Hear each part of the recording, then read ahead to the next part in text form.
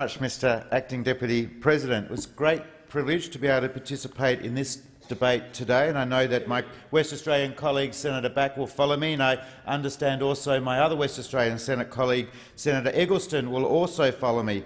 But let's be clear, West Australians on the 5th of April should not reward Labor, and they should not reward the Australian Greens for the handbrake they are putting on the West Australian economy and the handbrake they are putting on the future livelihoods of West Australians and their families. I'm pleased to participate in the debate on this motion brought before the Senate this afternoon by Senator Siewert. The West Australian Senate election rerun on the 5th of April is an historic occasion in a number of important respects. But the most historic element of this is that as a result of the upcoming ballot, the Australian Labor Party has discovered there is a place known as Western Australia. Not in my life so far have I heard so much talk from members of the Australian Labor Party about my home state, Western Australia, as I have in the parliament in this last week.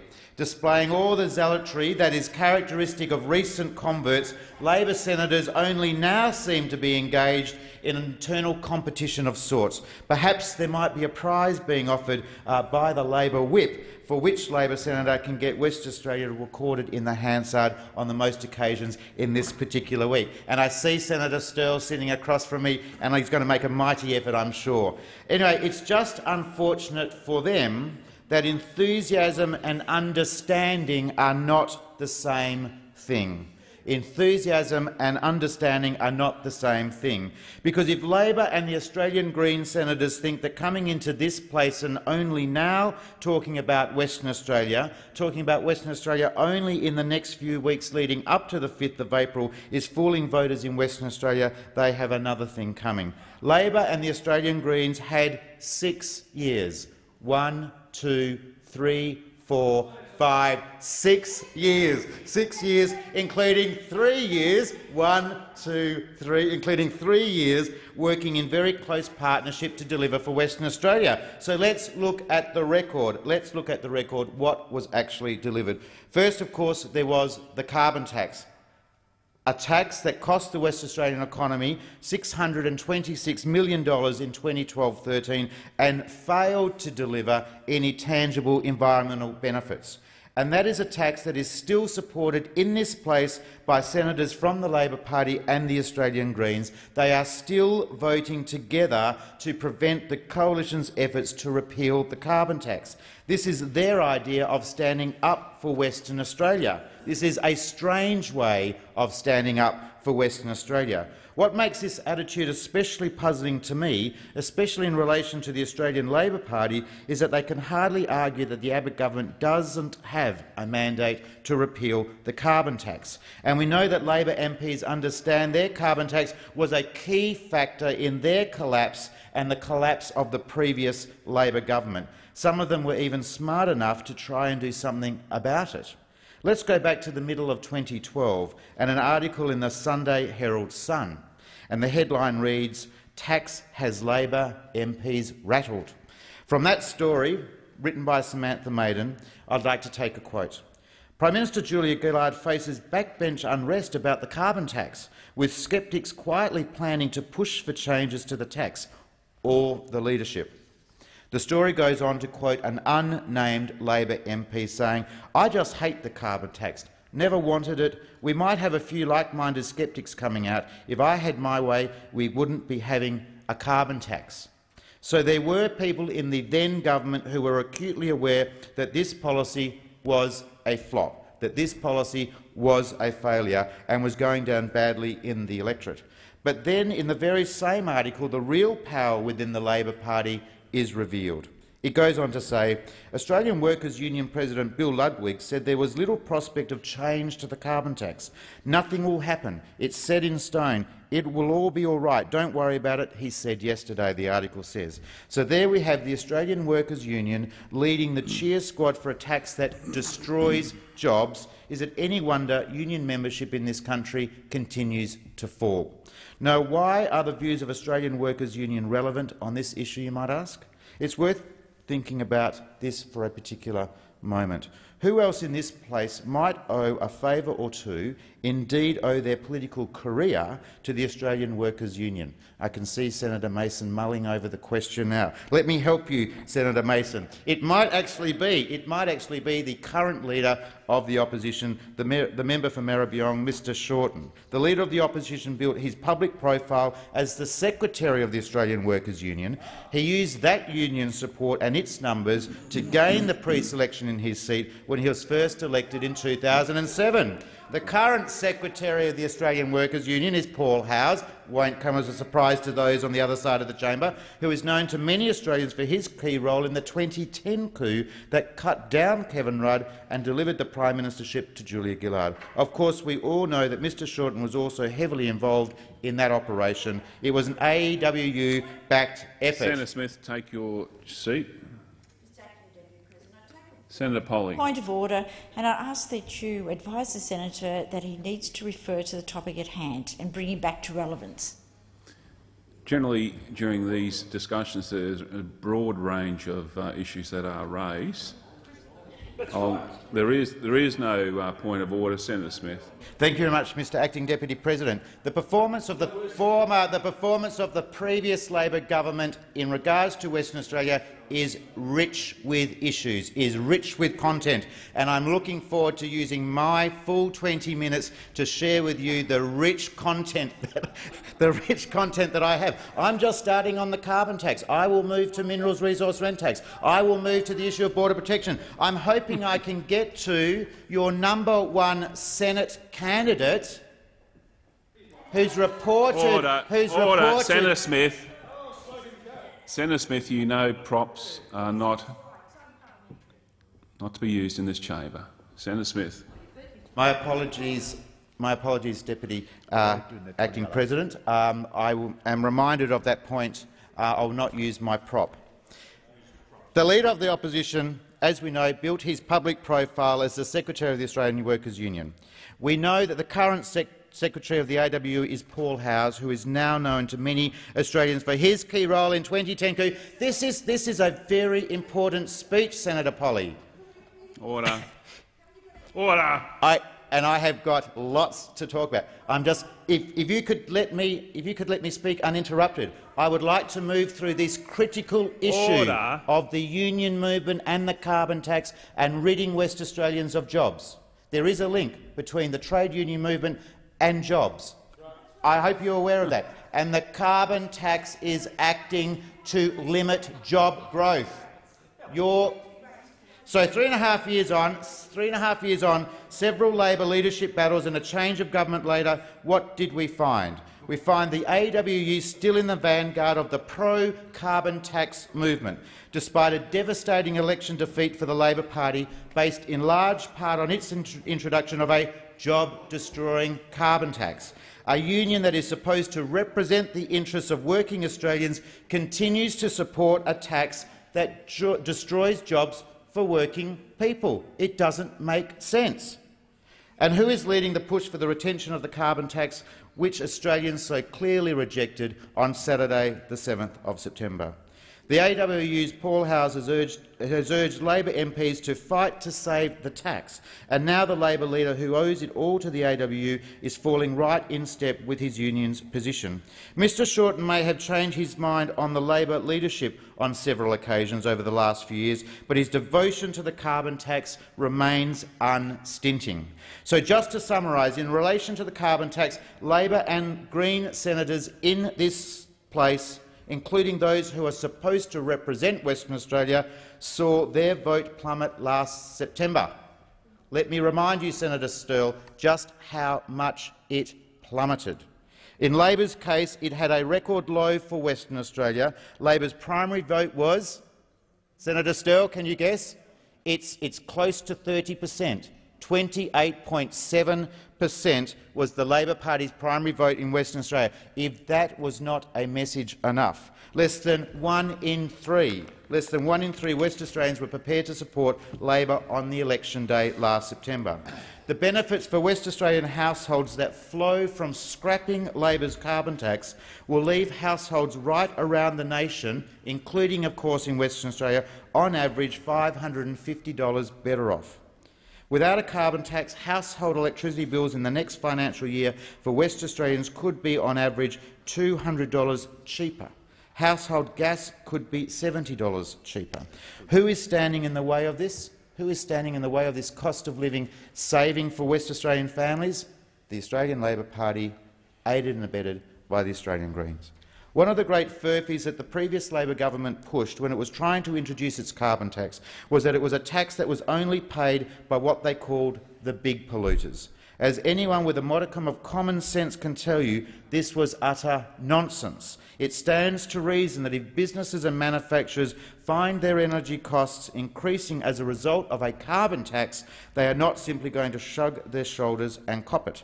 They will pass the increased costs along to consumers. That is a basic concept that is taught to many of us in high school economics across our country. Yet it's a basic concept that is apparently beyond the wit of members of the Australian Labor Party and the Australian Greens in this chamber, who continue to deny that their carbon tax is responsible for placing upwards pressures on the cost of living for West Australian families. Far from only impacting on the big polluters, as Labor and the Greens have claimed, their carbon tax has washed right through our economy.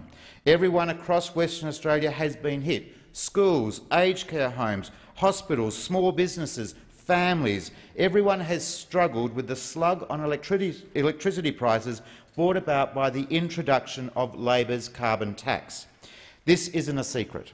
This was the very theory behind the introduction of this tax, to force up energy prices and thereby reduce emissions. This isn't some accidental byproduct of the tax. Labor and the Greens think WA should pay more, and they are proud of the fact. And on April the 5th, they might just be reminded yet again of the result they enjoyed, or didn't enjoy as the case is, on Saturday the 7th of September last year. The carbon tax was a cynical slug on West Australian families, a deal done by a desperate Labor Party forced to bend to the will of the Australian Greens in order to maintain their desperate hold on government.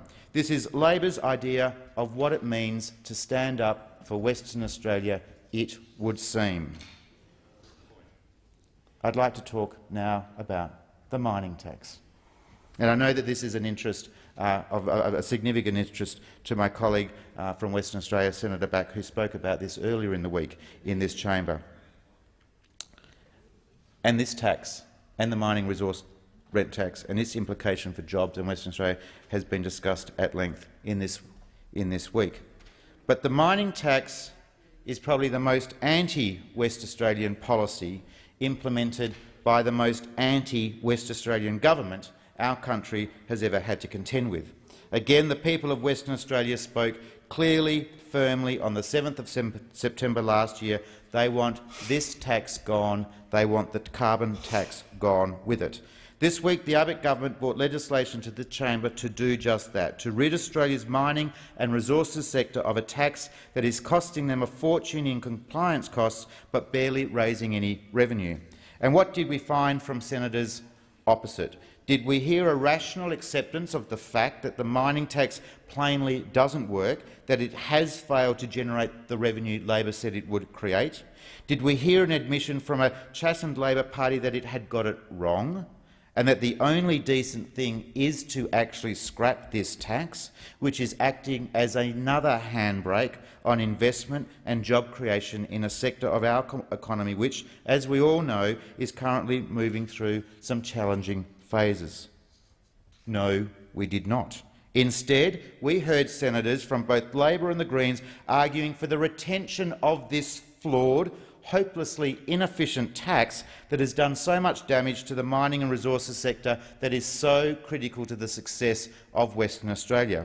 Worse still, if the words of some Australian Green senators are to be believed, they have further plans for Western Australia in relation to this mining tax.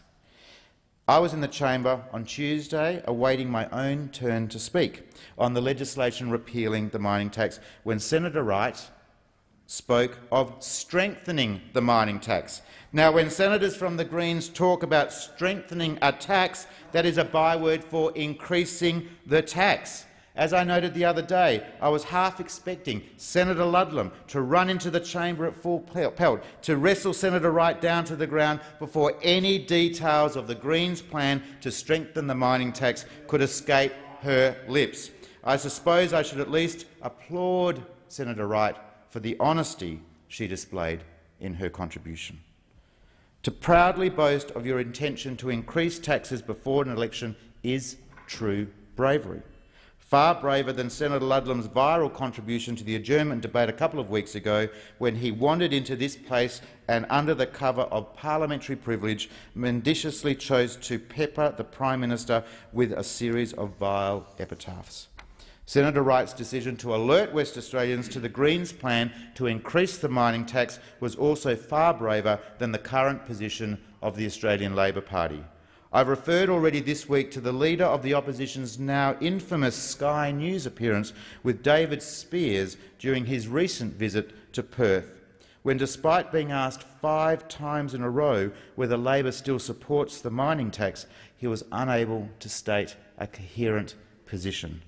If you watch the video of the interview, you'll notice that there are 2 ambulances in the background.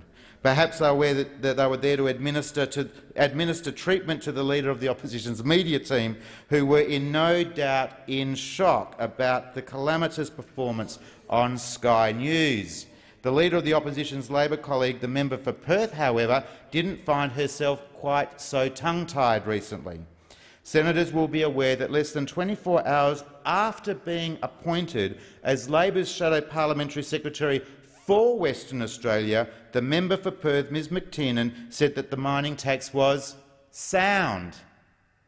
Labor's parliamentary secretary for Western Australia is telling us that a tax that is holding back the West Australian economy is sound. In a doorstop interview yesterday outside this very building, Senator Back, outside this very building, the member for Perth said this: "Look, it's complete nonsense to say that the carbon tax, or indeed the mining tax, has in fact had a negative impact on the West Australian economy."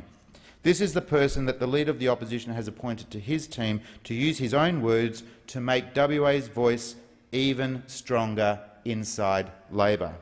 Well, I won't pass comment on the member for Perth's vocal abilities, but I suggest that she may want to have her eyes tested. Because if the member for Perth honestly believes that the carbon tax and the mining tax have not significantly damaged the West Australian economy, she is incredibly short-sighted. It's worrying that she and her Labor colleagues can't see the thousands of West Australian families and small businesses struggling with increases in their electricity costs as a result of the carbon tax. It's troubling that Labor and the Greens can't see, or perhaps just don't care, that businesses have been forced to scale back their operations, or in some cases close, as they struggle with higher production costs that these taxes have foisted upon them. It's sad that parties who come into this place and claim to represent the interests of workers can't see that it's their pursuit of higher taxes and increased regulation that is in actual fact limiting opportunities for employment growth in my home state of Western Australia. As if the attitudes of Labor and the Australian Greens on the important issues of the carbon tax and the mining tax was not bad enough, there's also the important issue to West Australians on border security, something that was comprehensively botched by the last government, largely as a result of pursuing the policy approach adopted by the Australian Greens. Now, for West Australians, border protection is not just a discussion that occurs in abstract. When Senator Ludlam came into this chamber a couple of weeks ago and urged the Prime Minister to understand that you are now closer to Denpasar than Western Sydney, he was absolutely right. And indeed, the Prime Minister does understand that. He understands it is a whole lot better than Senator Ludlam does in regards to this particular issue. It was made perfectly plain to all West Australians last year, when the Labor government was still in office, that a boat carrying people arriving in Australia illegally sailed calmly into Geraldton Harbour, just 400 kilometres north of Perth. West Australians have seen for themselves exactly what happens when an Australian government pursues policies in the name of compassion people smugglers are emboldened. That is why we saw tragedies like the one that had unfolded on the rocks of Christmas Island in late 2001, because people smugglers were emboldened. That is why over the years that Labor was in office and contracted its policy approach on illegal immigration out to the Australian Greens, we had more than 1,100 people lose their lives at sea, because people smugglers were emboldened. And it's why one afternoon last year a boat full of illegal arrivals was able to sail brazenly into Geraldton Harbour in view of local residents. If the challenge of dealing with illegal boats didn't seem relevant to Western Australia before these things happened, it certainly does now. And that's why West Australians respect the job that this new government, including its Assistant Minister for Immigration, our very own West Australian Senator Cash, is doing through Operation Sovereign Borders. Resume your seat.